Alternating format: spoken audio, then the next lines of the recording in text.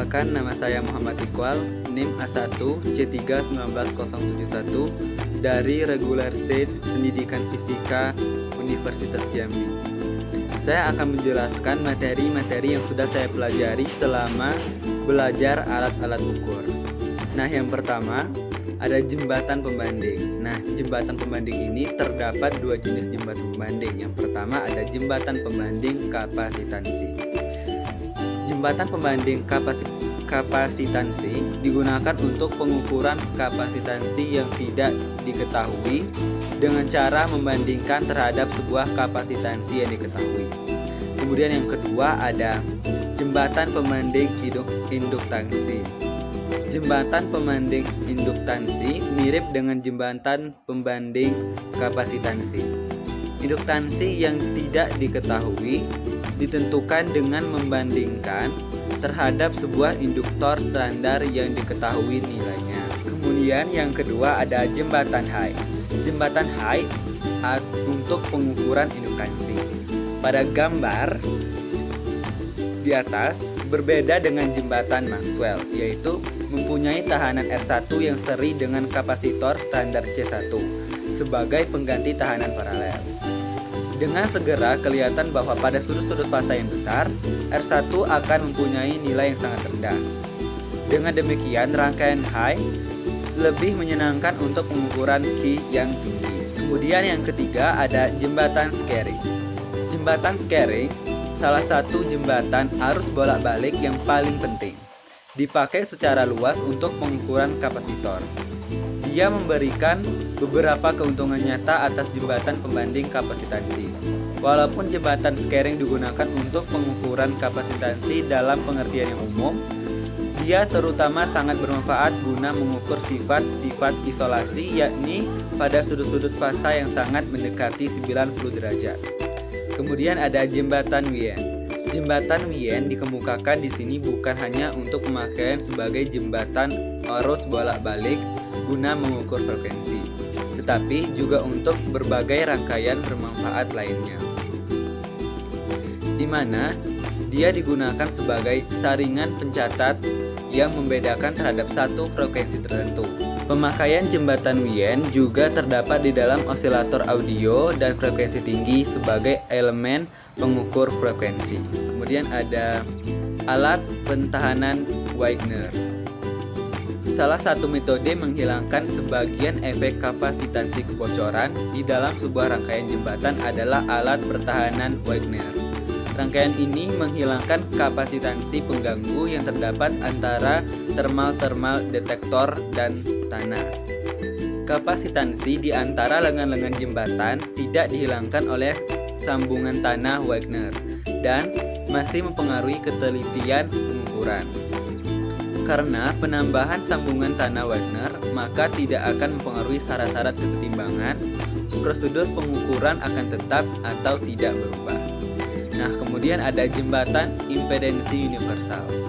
Salah satu jembatan laboratorium yang paling diminati dan terandalkan adalah jembatan impedensi universal.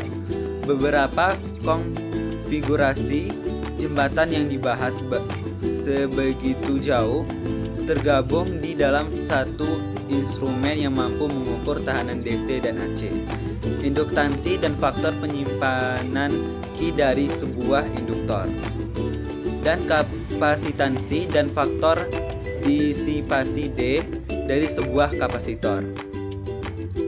Jembatan universal terdiri dari 4 rangkaian jembatan beserta saklar-saklar yang sesuai, detektor AC dan DC, generator AC dan DC, dan standar-standar impedensi.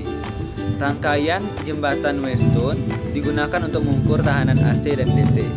Kapasitansi diukur dalam sebuah kapasitor standar dan tahanan-tahanan presisi di dalam sebuah jaringan 4 lengan beserta cara-cara untuk menentukan kerugian di dalam kapasitor yang tidak diketahui. Kemudian ada osiloskop.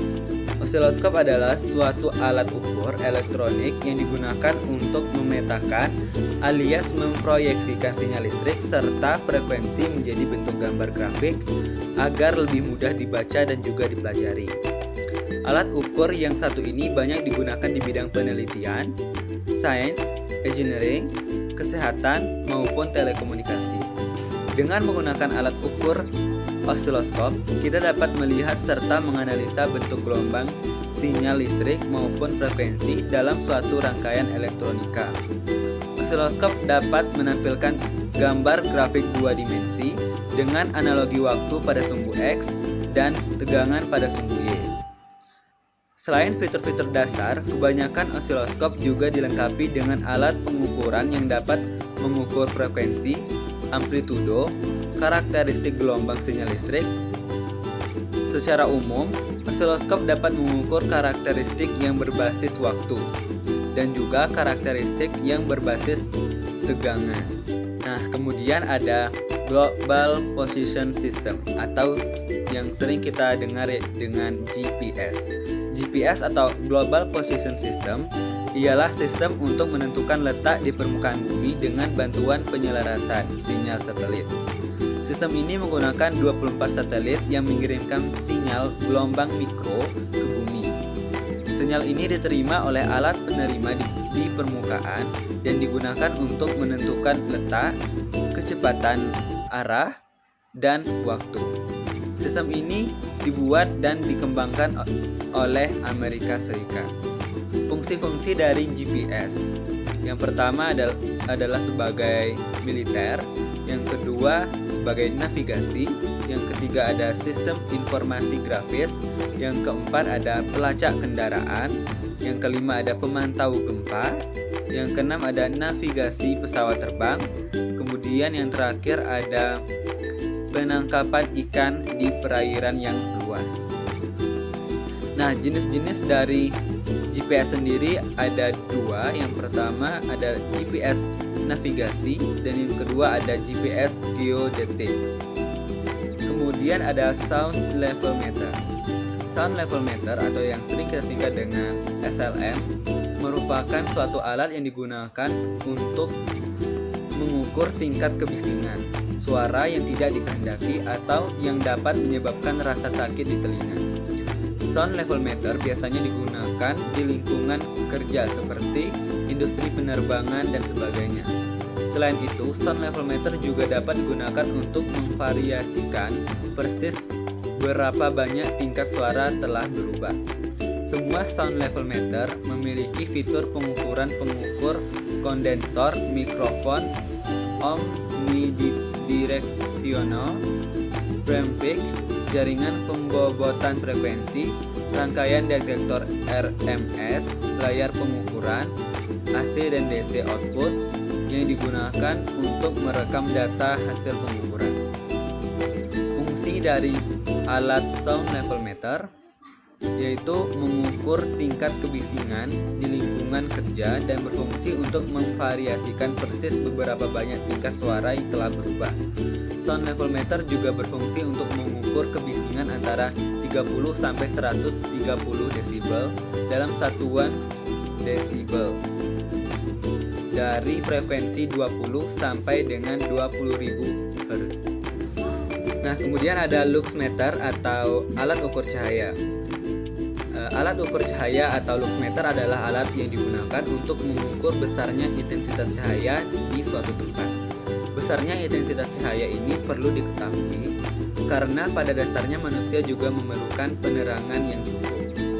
Untuk mengetahui besarnya intensitas cahaya ini, maka diperlukan sebuah sensor yang cukup peka dan linear terhadap cahaya. Semakin jauh jarak antara sumber cahaya ke sensor, maka akan semakin kecil nilai yang ditunjukkan oleh lux meter.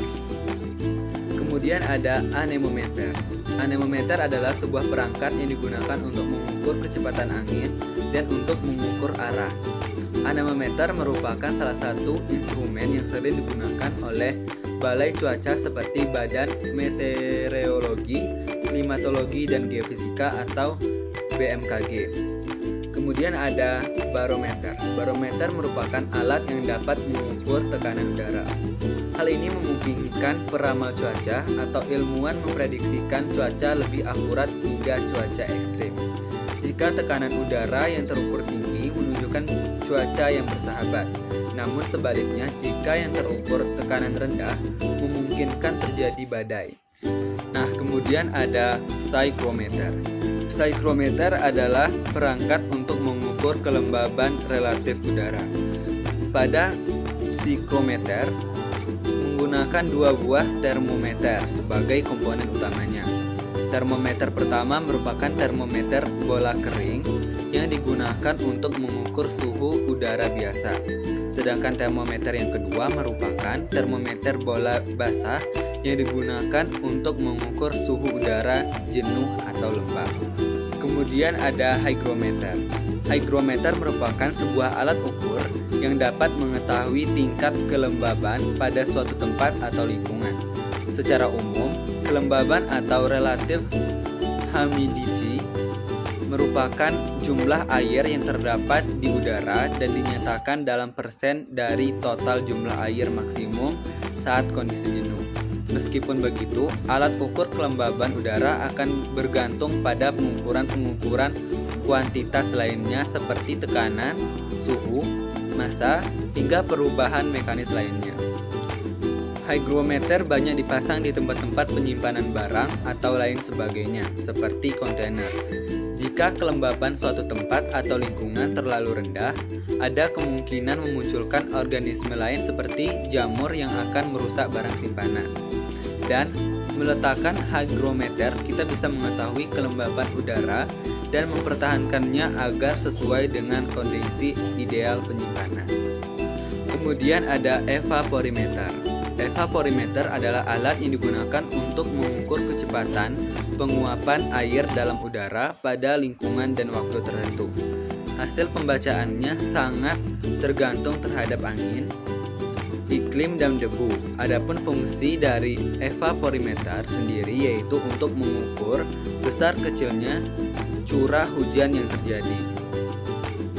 Alat ini berupa sebuah panci bundar besar terbuat dari besi yang dilapisi bahan anti karat dengan garis tengah atau diameternya 122 cm dan tingginya 25,4 cm. Panci ini ditempatkan di atas tanah berumput pendek dan tanah gundul, di mana alat tersebut diletakkan di atas fondasi tersebut terbuat dari kayu yang bagian atas kayu dicat warna putih, gunanya untuk mengurangi penyerapan radiasi. Tinggi air dari bibir panci kurang lebih 5 cm. Bila air berkurang, harus segera ditambah agar besarnya penguapan sesuai. Kemudian ada jenis-jenis dari evaporimeter. Yang pertama ada evaporimeter panci terbuka. Yang kedua ada pitch evaporimeter pitch. Kemudian ada actinograph, termasuk alat pengukur intensitas radiasi matahari total yang mencatat sehingga beberapa intensitas radiasi matahari yang dipancarkan. Actinograph menggunakan dua buah logam bimetal sebagai sensor. Logam akan bertambah panjang seiring dengan meningkatnya intensitas radiasi matahari.